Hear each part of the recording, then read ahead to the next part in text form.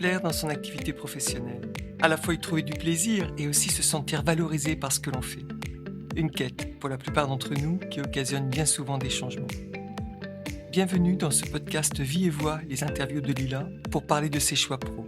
Je suis Lila. Pour chaque épisode, j'inviterai un témoin proche de vous, de moi, pour nous raconter son parcours.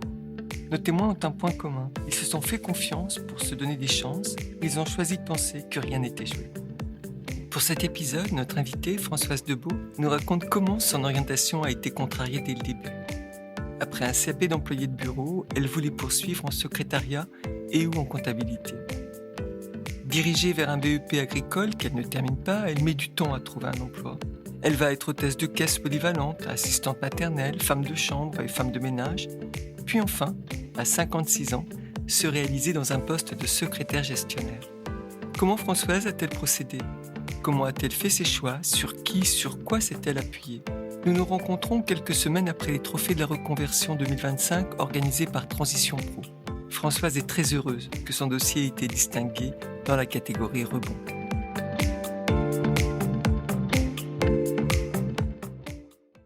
Bonjour Françoise. Bonjour Lila. Merci d'avoir accepté de nous livrer votre témoignage. Je vous propose de commencer par nous dire qui vous êtes enfant et ce qui vous intéresse. Enfant, donc maman autoritaire, sur un fond de peur que je fasse des bêtises parce que mes frères aînés en ont fait. Je devais rendre des comptes. Puis elle m'a inculqué des valeurs, le respect. Et avec le respect, on fait ce qu'on veut en fait. Au niveau de l'école, comment est-ce que ça se passe ? J'aimais bien l'école, mais j'aimais surtout mes copines.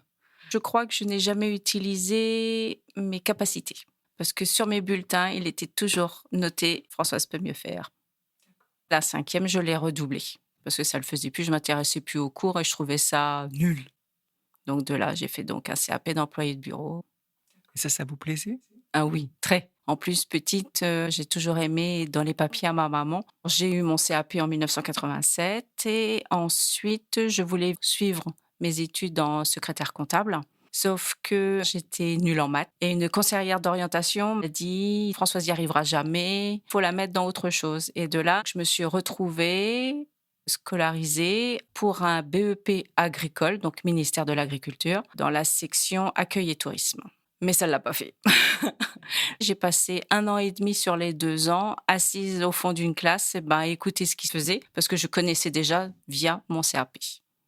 Maman, j'ai pas arrêté de lui dire: «Enlève-moi de là, c'est pas ça. Mais non, tu vas y rester, ça va aller. Je veux pas que tu restes sans rien faire». Maman, elle a jamais voulu abdiquer là-dessus. Donc je suis restée. 3 mois avant les examens, je suis partie parce que j'en ai eu marre. Je supportais plus ça. Et le jour que j'ai reçu ma convocation, je suis allée me présenter à l'examen et j'ai été tête de linotte, hein. J'ai oublié mon nécessaire de cuisine et ma blouse. Et là, quand vous oubliez ça, c'est un 0 pointé. Donc retour à la maison et pas de diplôme.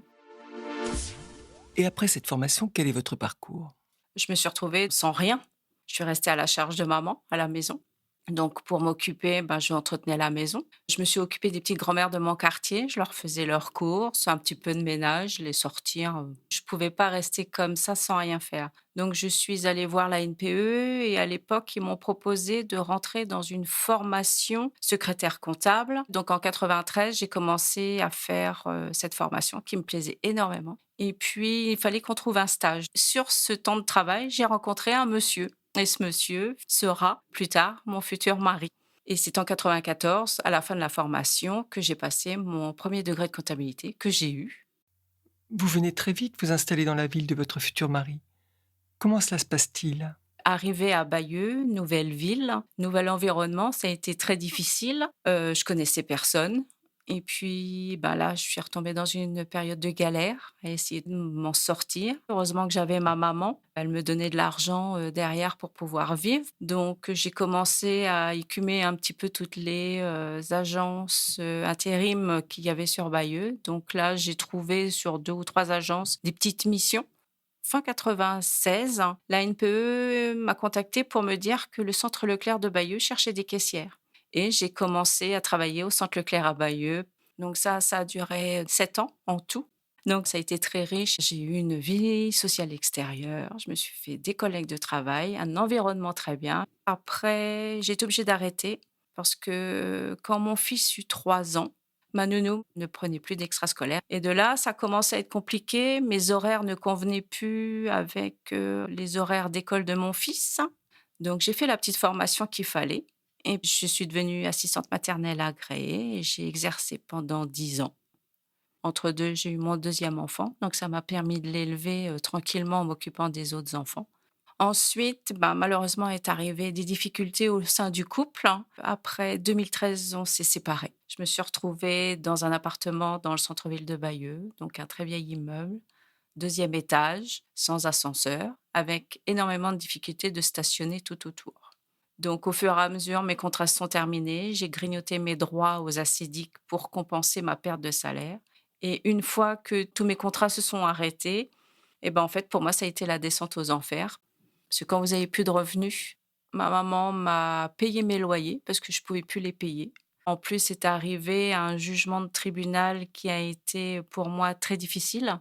Il fallait absolument qu'il y ait quelque chose qui sorte de là et ça a été le sport qui a été mon exutoire. Mes copines de sport, grâce à l'énergie qu'elles m'ont donnée, elles m'ont redonné goût à me battre. Une de mes amies qui vient faire du sport avec moi me fait: «Bah, tiens, je connais quelqu'un qui ont un hôtel et ils cherchent une femme de chambre». Donc me voilà en femme de chambre dans un hôtel 2 étoiles, 7 chambres sur Bayeux. Tout se passe très bien. Il faut que je quitte mon logement parce que ça le fait plus, donc ma patronne me propose le logement qu'il y a derrière l'hôtel et au fur et à mesure du temps, ma patronne et ben, elle est de moins en moins là et puis je me retrouve toute seule dans l'hôtel du matin jusqu'au soir. Ce qui fait que d'un contrat en pleine saison à 30 heures, bah, je suis passée à 66 heures parce que je travaillais de 5 heures jusqu'à 23 heures, non-stop. Du fait d'avoir pris le logement derrière et cetera, bah, c'était bon, j'étais vouée corps et âme à cet hôtel et il en était hors de question.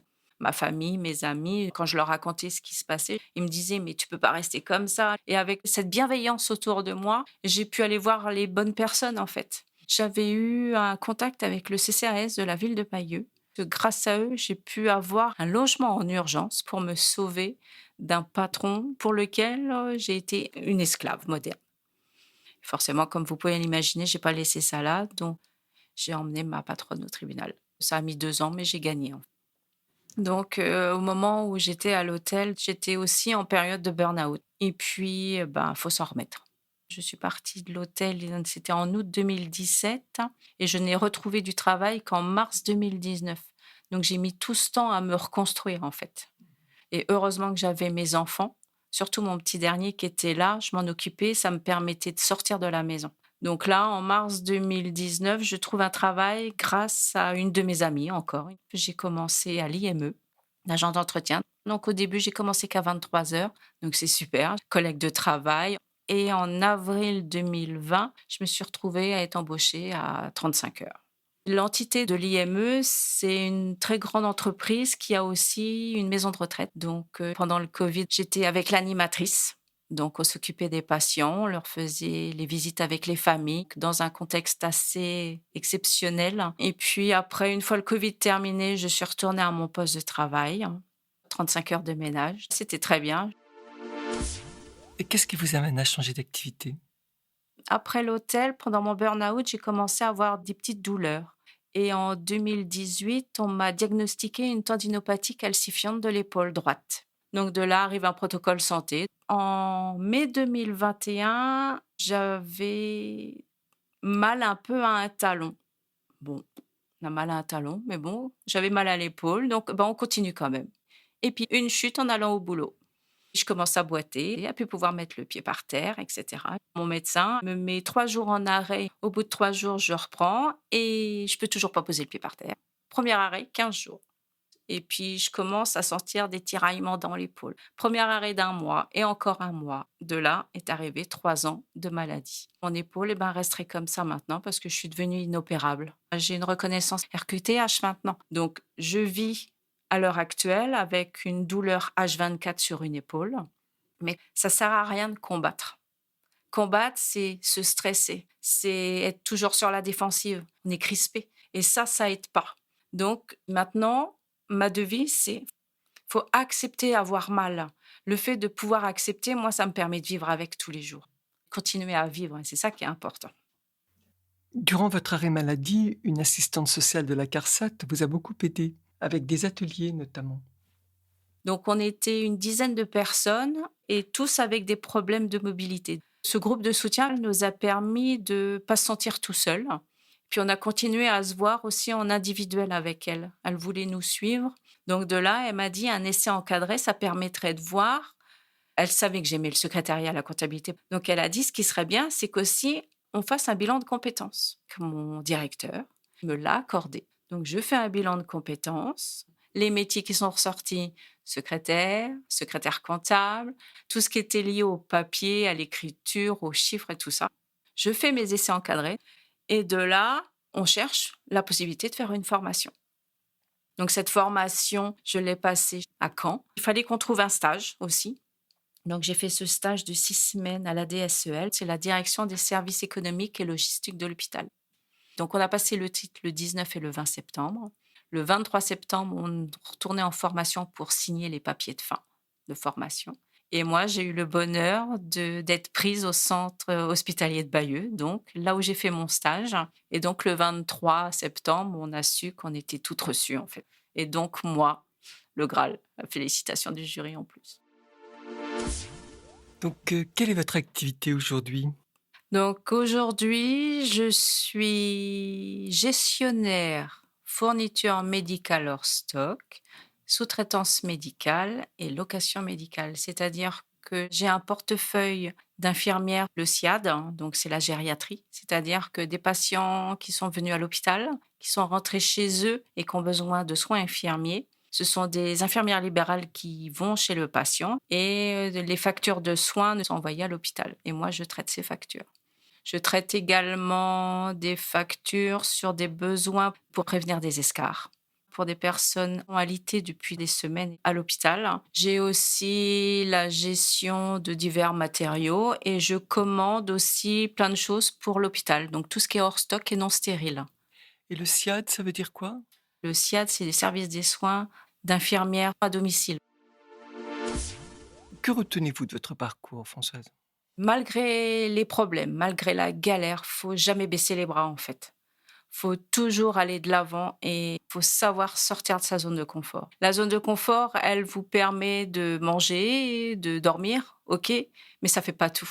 Faut savoir oser en sortir pour justement aller de l'avant, pour pas se miner aussi. Pour pouvoir s'en sortir, je me dis aussi que toutes mes défaites, parce qu'il y a eu quand même des défaites, tout ce qui est arrivé de négatif, pour moi, je le retransforme en expérience. C'est que je devais passer par là pour peut-être apprendre certaines choses. Ouais, vous avez toujours trouvé de l'intérêt dans vos activités professionnelles, quelles qu'elles soient? Quelle qu'elle soit.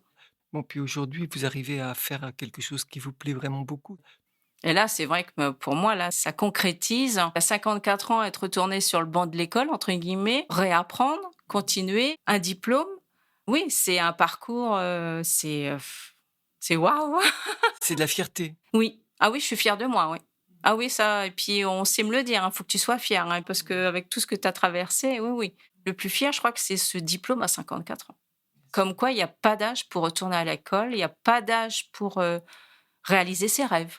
Moi, c'était un rêve de petite fille d'être secrétaire. À 56 ans maintenant, eh ben, je suis secrétaire comptable. Je suis secrétaire gestionnaire. C'est trop bien, en fait. Moi, je me lève le matin, j'ai déjà la patate. Je sais déjà que ça va être bien. Qu'est-ce que vous auriez envie qu'on retienne de votre itinéraire? Même mon itinéraire a été semé d'embûches. Un parcours très chaotique, difficile. C'est que faut jamais lâcher. Et puis, malgré les problèmes, on peut toujours y arriver, en fait. Je m'en suis toujours sortie. Tout à l'heure, vous parliez de la zone de confort et qu'il fallait aller au-delà de cette zone de confort. Qu'est-ce que vous vouliez dire exactement? Parce qu'à la limite, on pourrait penser que quand on reste dans sa zone de confort, bah, la vie est belle. Ah mais oui, mais la vie est pas belle partout. En fait, faut sortir de sa zone de confort au moment où, par exemple, quand j'étais à l'hôtel, il a fallu que je sorte dans cette zone de confort pour oser m'en aller. Parce que même si c'était difficile et que je commençais à un travail, j'étais devenue une esclave. Mais la zone de confort que j'avais à l'époque, c'est un logement. J'avais de quoi me nourrir. Donc la zone de confort, c'est ça, mais il faut pas s'arrêter à ça. Parce que, bon, j'ai vécu des choses difficiles dans ce travail et sortir de cette zone de confort, c'était oser dire: «Stop, je peux plus continuer comme ça» et je me retrouve dans l'inconnu. Déménager, c'est repartir encore à zéro, dans un nouvel univers. Alors que ma zone de confort, c'était certes lié à un travail complètement difficile, mais j'avais un chez moi à côté. C'est dans, les zones de confort, faut oser en sortir. C'est même à l'époque où j'étais nounou, où j'étais avec mon mari, j'avais une maison, j'avais un jardin, mes enfants, un chien, des vacances. Ça, c'est une zone de confort. Mais quand ça va plus, faut dire stop, faut oser sortir de là et se dire que ça va pas passer, c'est pas vrai.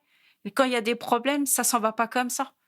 Donc sortir de cette zone de confort, ça a été oser faire le pas, oser s'en aller, oser dire non. Oh, le non, faut arrêter de dire oui. On dit oui pour pas culpabiliser ou par frustration. On va dire oui pour pas blesser l'autre personne. Mais le oui, il est terrible. Et on n'apprend pas à dire non. Non, ça suffit. Moi, j'existe, je suis un être humain, j'ai droit aussi à être bien. Donc, non, je ne veux plus subir. Non, non, non. Faut savoir dire non.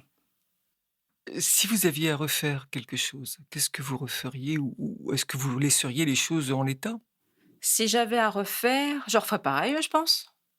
Je pense que je ferais pareil. Bon, certainement certaines choses différemment, mais si j'avais à refaire ce que j'ai fait, ne serait-ce qu'une formation et tout ça, ah oui, j'y retournerais encore et encore. Il faut foncer, faut sortir, faut oser. Oser dans votre cas, ça veut dire, aller vers l'inconnu? Oser sortir, oser demander de l'aide aussi. C'est oser aller au-devant des gens, même si vous êtes timide, c'est pas grave. On n'a qu'une vie, faut en profiter.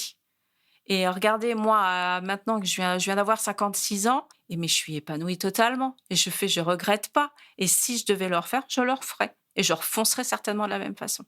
Vous n'enlèveriez pas certaines parties de votre expérience? Les plus terribles, si. Je pense que on a tous un chemin de vie. Et je me dis que je devais passer par là pour apprendre certaines choses et comment générer les choses après. Qu'est-ce que vous avez appris dans votre parcours qui vous est utile aujourd'hui? Faut apprendre à faire confiance. Moi, j'étais quelqu'un de très réservé depuis très longtemps, depuis toute petite, réservée, timide. Et je me suis ouverte un peu au monde. Et il faut apprendre à faire confiance aux gens, mais faut faire attention aussi, hein, parce qu'il y a des gens qui sont malveillants quand même. Faut ne pas hésiter aussi à frapper aux bonnes portes. Moi, j'ai rencontré les bonnes personnes au bon moment. Et ces bonnes personnes, elles m'ont emmenée dans une vague complètement positive. Et justement, cette vague, faut la prendre en fait. Faut pas avoir peur de l'inconnu. Faut vraiment y aller et se dire, mais il y a quelque chose de bien au fond, à la fin. On va y arriver, il y a un tunnel. Au bout du tunnel, il y a la vie, il y a le jour. Et même si c'est semé d'embûches, c'est pas grave. Où est-ce que vous avez trouvé la force de vous battre, alors même que, à certains moments, vous avez dit: «Ben, la seule issue, c'était de se sauver», donc là, pour le coup, quand on se sauve, on se bat pas, on fuit. En fin de compte, la force, moi, je l'ai trouvée dans les mots de ma maman, dans son réconfort. Elle a su m'apporter ce que j'avais besoin d'entendre. Elle a su aussi me booster. Mes amis ont su me booster aussi, pas toujours gentiment, parce que faut arrêter d'être aussi: «Ah mais oui, ah mais non, mais je te comprends. Ah mais oui, c'est dur». Non, pas ça. En fait, il faut savoir entendre les choses qu'on n'aime pas entendre. C'est, «Mais tu peux pas rester comme ça, mais fais quelque chose». Faut entendre aussi ce qu'ils nous disent. Faut pas se dire: «Oui, c'est vrai, elle a raison, mais est-ce que je le fais ou je le fais pas?» Ça m'a justement donné la force de m'en sortir et de continuer de se dire: «Bah oui, en fait, quand ils ont raison et moi j'ai tort et il faut absolument que je fasse le nécessaire pour m'en sortir». Donc la force, on l'a dans les paroles pas forcément gentilles de vos amis, mais la force, on la trouve au plus profond de soi-même, en fait. La petite voix intérieure. Faut écouter aussi son corps et faut écouter sa petite voix intérieure. Celle qui te dit, «Hein, ça, tu aurais pu le faire. Pourquoi tu l'as pas fait?» Voilà. Il faut surtout aussi écouter son corps. Le corps, c'est une, magnifique machine et le corps sait vous dire que vous pouvez plus, en fait et il vous donnera la possibilité aussi de trouver cette force parce que la force, on l'a en nous. Les autres, c'est juste, comme un tremplin. Tout le monde a la force de faire quelque chose, mais beaucoup de personnes ne l'utilisent pas Parce qu'ils en ont pas conscience? parce qu'ils en ont pas conscience. Et ce sont les autres qui permettent de révéler cette force? Oui, à force d'entendre des choses qui vous chamboulent, qui vous font pas plaisir, qui vous font même à la limite pleurer, mais ils vous disent ça, c'est pour vous réveiller, en fait. Merci beaucoup Françoise. Mais de rien, avec plaisir, Merci, beaucoup pour votre confiance et votre enthousiasme. c'est gentil. Après avoir connu des difficultés affectives, financières et des problèmes de santé, vous décidez que toutes les expériences sont riches d'enseignements, y compris les échecs. Vous relativisez ce qui a été et vous nous montrez qu'avec l'aide des bonnes personnes, votre mère, vos amis, certains professionnels rencontrés, vous avez retrouvé la force de vous battre et l'envie de réaliser votre rêve d'enfant. C'est ça. Ce sont vos clés, elles pourront ouvrir d'autres chemins, qui sait. Bah, peut-être. Je vous souhaite, Françoise, de poursuivre votre vie sur cette lancée positive pour continuer d'être épanouie dans ce que vous faites. C'est gentil, je vous remercie beaucoup, Lila. Vous venez d'écouter un nouvel épisode de Vie et Voix, les interviews de Lila. Merci de vos commentaires et de votre soutien. Si vous souhaitez proposer votre témoignage ou un témoignage, retrouvez-moi sur LinkedIn, Vie et Voix, les interviews de Lila. À très bientôt.